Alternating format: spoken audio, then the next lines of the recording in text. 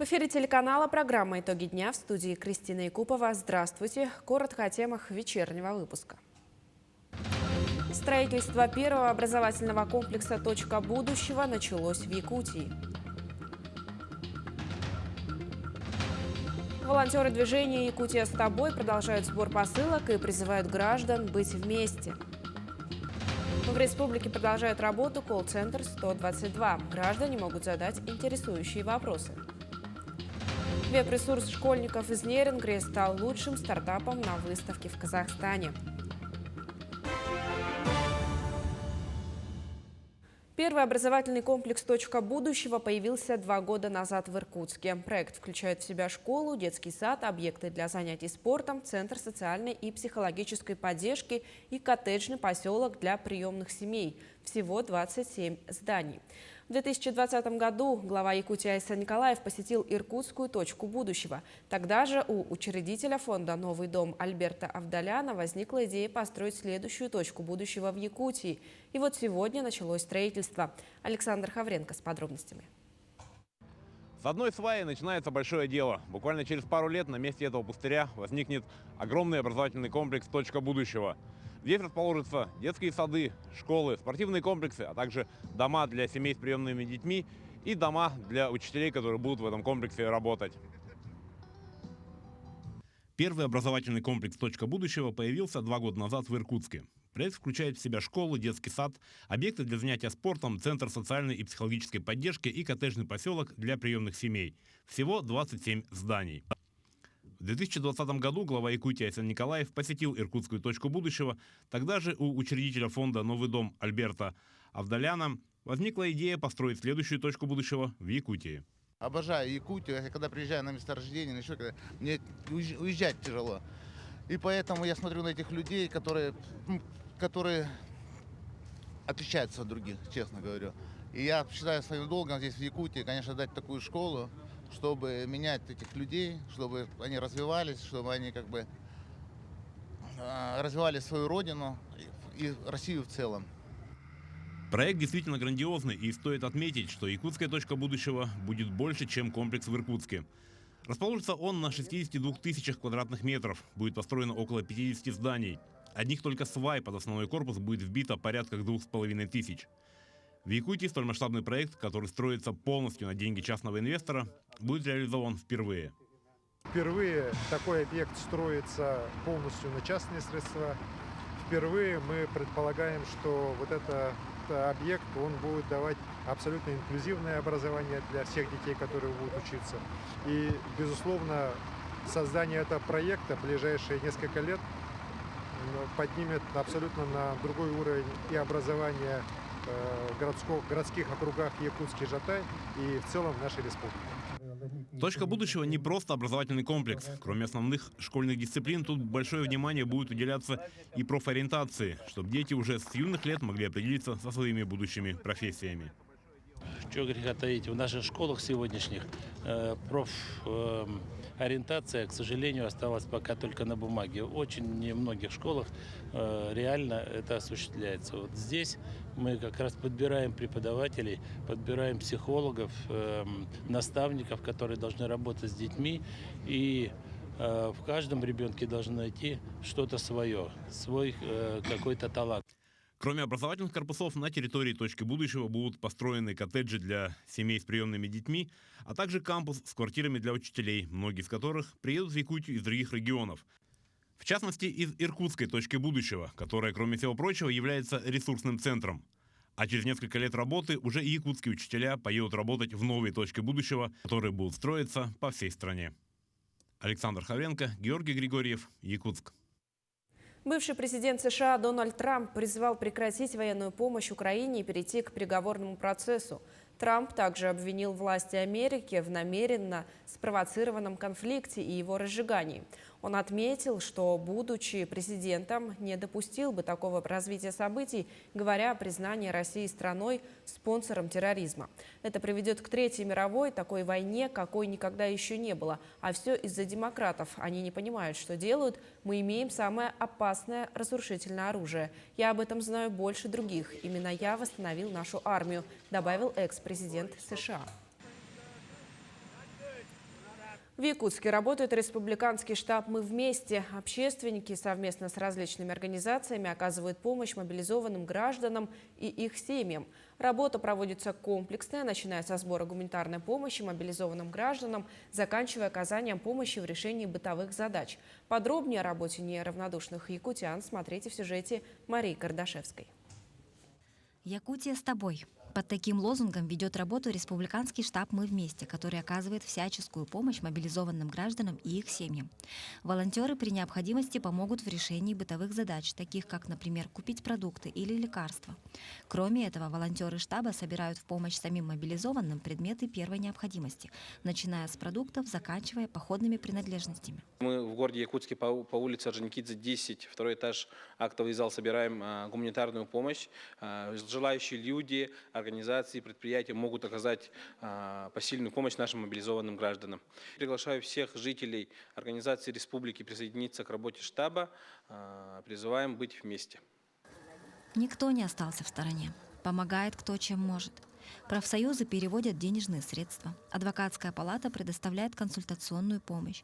Аптечная сеть привозит лекарства. Психоневрологический диспансер предоставил специалистов по оказанию психологической помощи. А швейная компания предоставила половину своего производственного цеха. Здесь бабушки, матери и сестры трудятся, не покладая рук.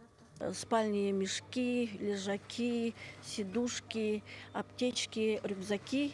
На прошлой неделе мы шили около 30 штук спальных мешков, около 100 штук лежаков, сидушек, больше 100 штук аптечек, рюкзаков. И первую партию мы в субботу отправили через штаб в Улан-Удэ. Ребята, по-моему, уже получили первую партию. Члены общественной палаты и общественники выехали на места в Хабаровск, в Ростов-на-Дону, в Улан-Удэ и Биробиджан для того, чтобы лично доставить бойцам помощь от родной республики. Они передают военные части, вот наши, которые переезжают, именно нашим ребятам, которые вот приехали из республики Саха-Якутия. Они передают, и вот все, что необходимо, допустим, спальные мешки, они все с собой берут. И сейчас у них идет учебка, и после вот учебки они непосредственно поедут, допустим, там в Ростов-на-Дону, и оттуда уже будет распределение. И у нас будет создан тоже такой же общественный штаб в Ростове-на-Дону, где будут как раз связь держать вот с нашими мобилизованными из республики Саха-Якутия. Для мобилизованных и членов их семей организована круглосуточная горячая линия.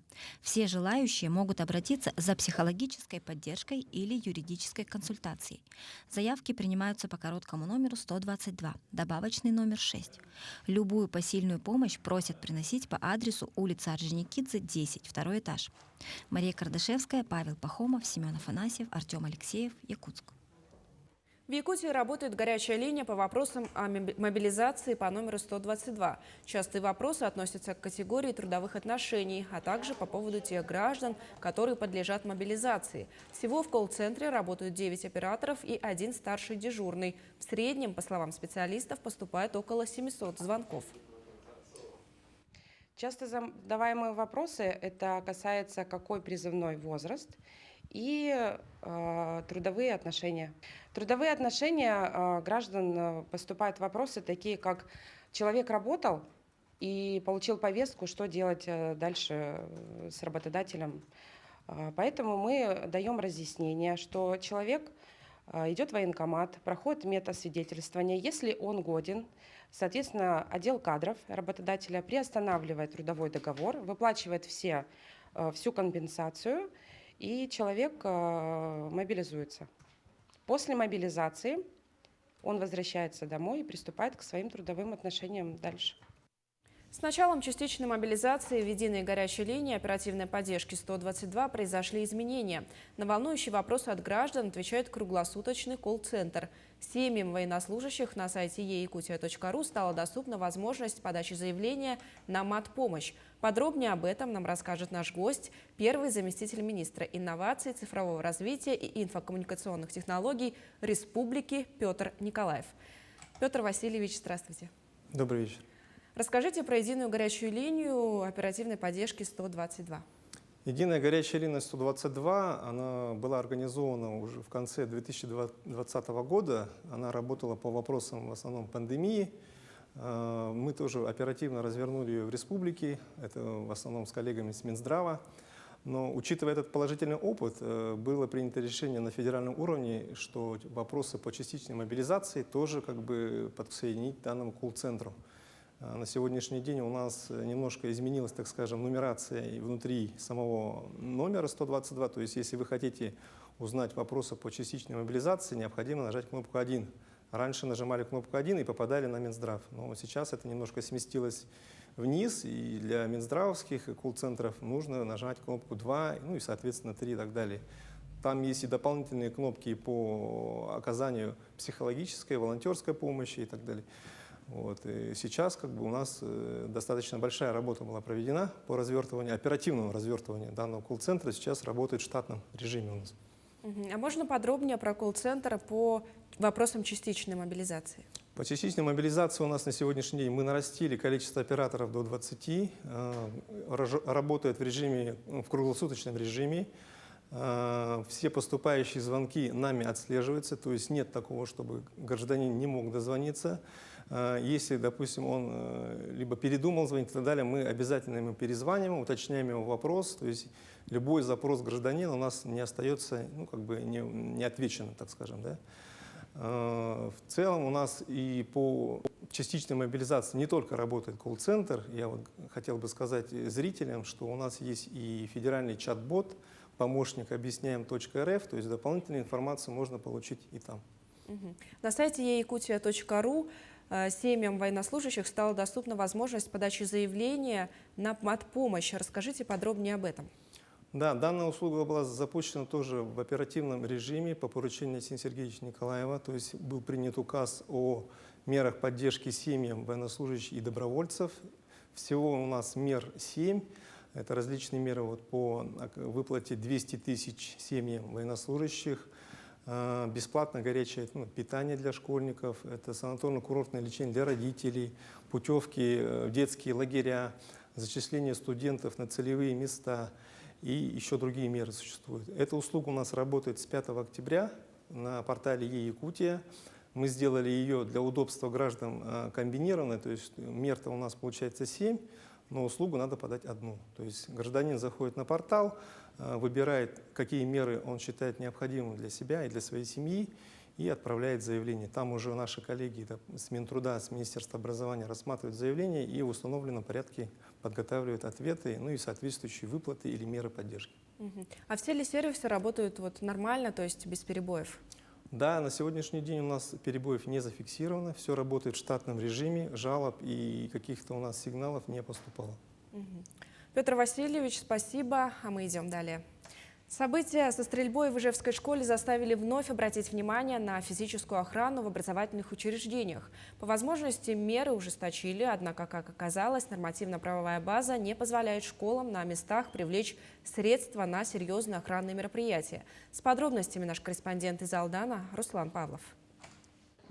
Столпотворение родителей учащихся младших классов у парадных дверей школы – мера вынужденная. Согласно нормам безопасности, в здание теперь можно зайти только по крайней необходимости, при этом обязательно уведомив о визите директора или педагога. Родители у нас вполне адекватно отнеслись, потому что мы провели работу, проинформировали, что с 1 октября у нас начинает работу охрану в школе. Поэтому, если вдруг по какой-то необходимости родители приходят в школу, они предъявляют свои документы. Это паспорт, права могут быть, без разницы. И родители теперь у нас четко выполняют наши инструкции. Мамы и папы действительно с пониманием относятся к ситуации, и эксцессов практически не возникает. Надо охранять, а как же? Откуда знаем, охраняет? Это правильно? Ну, конечно, если взрывают тут так везде, это же ненормально. То есть вы адекватно относитесь к тому, что приходится ждать на улице? Ну, а что сделаешь? Сейчас еще тепло. А градусы будут. Везде сейчас война там идет, не война, потому что всех взрывают, не взрывают, мало ли что, детей надо охранять, я думаю, так, думаю, здесь все правильно делают они. Работник охранного предприятия Нина Гаврилова на посту всего 3-ю смену. Педагогов уже знает в лицо, но пропуск все равно требует согласно инструкциям. Если в здании вдруг появляется посторонний, стеной встает на его пути. Мы спрашиваем, по какому вопросу вызывали или сам пришел. Связываемся с педагогом, или это директор, ставим в известность. Ну, а потом уже, как директор скажет, или там педагог, ожидает фойе. Педагог спускается и решает вопрос. То есть школу не проходит? Школу не проходят. Говоря об охранниках, мы в первую очередь представляем себе сильного взрослого мужчину с пистолетом на поясе. Однако на этот счет у руководства охранного предприятия своя точка зрения. Ну а почему нет? Наоборот, они бдительные, более чем сейчас молодежь. Молодежь сейчас у нас в основном в телефонах сидит. То есть старое поколение на старое поколение. Я предпочитаю, чтобы было старое поколение, потому что они более бдительные. Стоит отметить, что из 2 десятков школ в районе только одна может себе позволить роскошь на такую охрану. Другим этого не позволяет нормативно-правовая основа. Ну, физическая охрана у нас предусмотрена по нормативам действующим только в первой школе. Она там действительно есть, да. В других образовательных учреждениях, которые не попадают под эту категорию на основании многих критериев, в том числе и количество обучающихся. Но тут нужно сказать, если нет физической охраны, это не значит, что у нас нет никакой антитеррористической защищенности. Такая работа проводится и проводилась до этого. Средства из республиканского и местного бюджета на такие мероприятия выделяются. Так что без защищенности наши образовательные учреждения не останутся, это точно. Вопрос о физической охране в школах по-прежнему требует глубокого и детального пересмотра. А до тех пор за безопасностью наших детей будут следить школьные вахтеры, вооруженные шваброй и половой тряпкой. Руслан Павлов, Александр Лукин, Сергей Шипачев, Алдан. Алроса исследует влияние лесных пожаров на экосистему Якутии. На основе работ будет сформирован прогноз по лесовосстановлению. Первый этап завершится в этом году, второй в следующем. Напомним, Алроса ежегодно направляет на экологию и природоохранные мероприятия в Якутии более 6 миллиардов рублей. Подробнее о ходе исследований и о первых прогнозах в следующем материале. 2021 год для экосистем Якутии выдался неблагоприятным. На территории республики в результате сильных пожаров сгорело около 8,5 миллионов гектаров леса. В том числе стихия бушевала и в горном районе. Изменения в повседневной жизни ощутили на себе и жители Кировского наслега. Более 25 лет семья Егоровых живет в Летнике недалеко от села Асома. По мнению Анастасии Егоровой, последствия пожаров сказались и на качестве питьевой воды. Деревья, стоявшие по краям озера, все обвалились, и, видимо, это сильно повлияло на воду. Когда зимой вода несколько дней стоит, на ней появляется слизь. А еще этим летом я здесь бурундуков не видела. Птиц и зверей тоже стало меньше.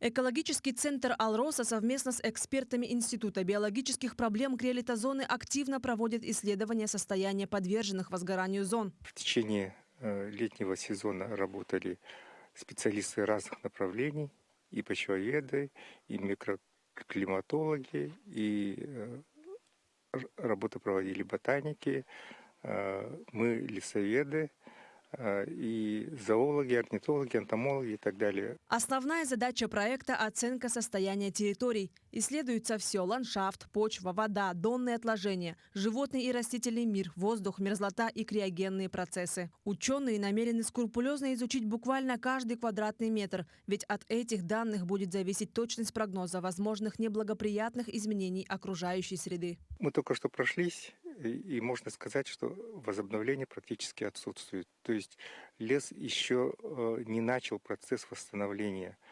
древесными породами. Мы обнаружили всего лишь один росточек лиственницы и три росточка березы. Тем не менее, как отмечают эксперты, на территориях гари выросла трава и мох. Это не единственный у нас мониторинговый участок. У нас еще участки заложены в сосняке. Тоже тут недалеко. Грибы, по крайней мере, я нашла. Правда, не очень съедобные, но все-таки лес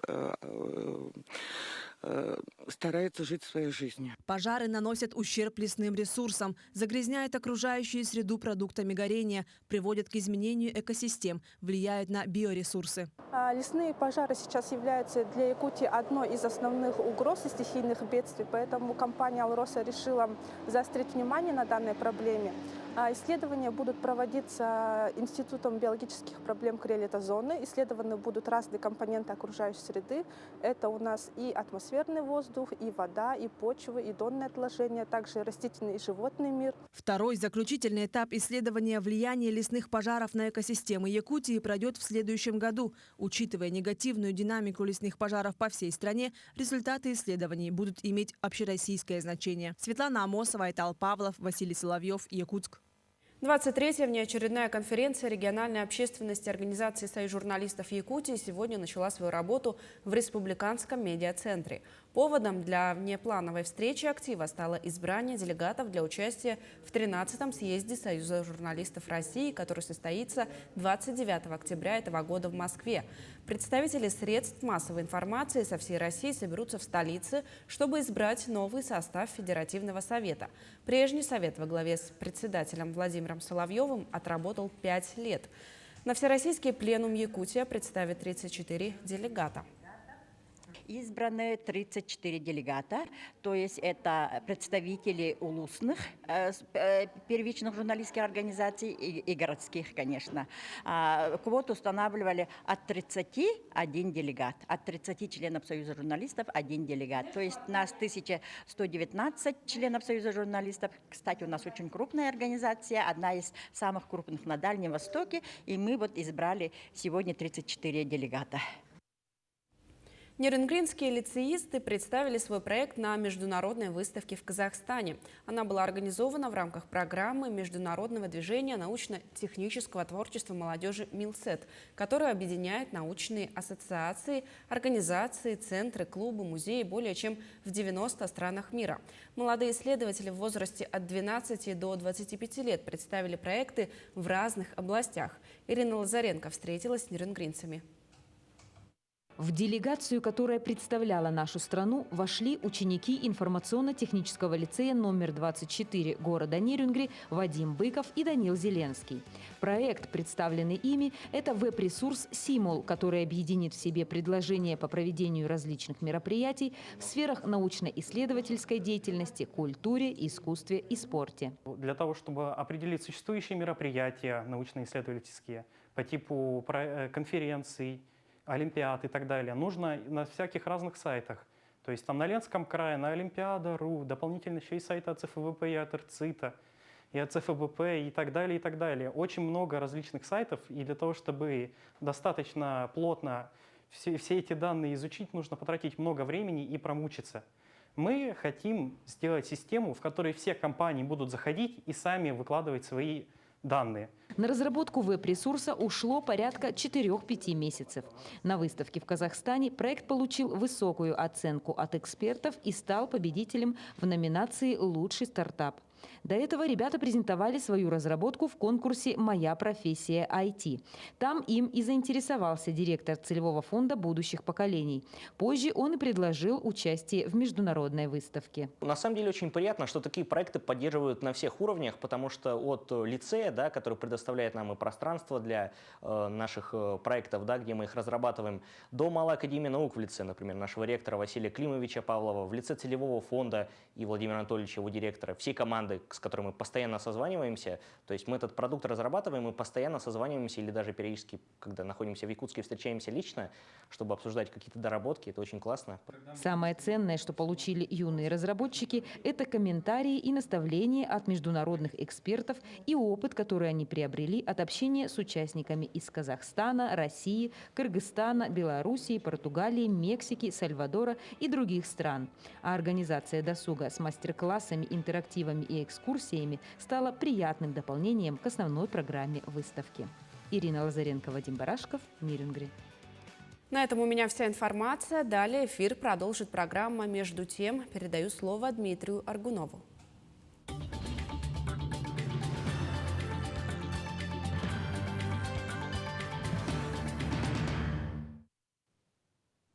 Это программа «Между тем». Я, Дмитрий Аргунов, говорю вам здравствуйте. Крымский мост. События 8 октября, когда 2 пролета автомобильного моста оказались обрушены, стали триггером многих событий. К сожалению, есть жертвы, ущерб. Для наших бывших даже сограждан, что уж говорить о Польше, террористический акт в отношении Крымского моста оказался, цитата, «бальзамом на душу». Так, представители Прибалтики официально приветствовали действия террористов, приведшие к обрушению пролетов моста. Депутат Сейма Польши произнес те самые слова про бальзам. Это вообще-то представители стран, претендующих на место не основы европейской цивилизации, а новых ключевых игроков безопасности в Европе точно. Когда в цепочке мировых событий происходили трагедии, выгодные каким-то властям и правительствам, об этом было не принято радостно заявлять, рукоплескать и так далее, сказал Дмитрий Новиков, депутат Госдумы. Всегда считалось, что есть вещи, которые могут позволять себе только совсем маргинальные личности или полные отморозки. Поэтому то, что сейчас происходит, является свидетельством очень сильного снижения политического уровня, заявил Новиков. Так и есть. Поведение ниже плинтуса, стоит констатировать. Впрочем, чуть позднее оказалось, что действия, направленные на разрушение гражданской инфраструктуры России, предпринимаются не впервые. Президент на Совете Безопасности привел пример аж 3 диверсий в отношении Курской АЭС, попыток повредить газопроводу «Турецкий поток». Что случилось с северными потоками, тут уж никаких комментариев не надо. Что не Россия сама взорвала собой же созданное. На самой Незалежной обрушение моста вызвало волну эйфории. Начали празднование со всей позволенной широтой души. Фотографировались на фоне постеров с горячим мостом, начали сочинять мемы на тему «Что вы скажете на это, русские?». Логично было предположить, что Россия ответит. И ответ последовал. Это к слову. Увидимся.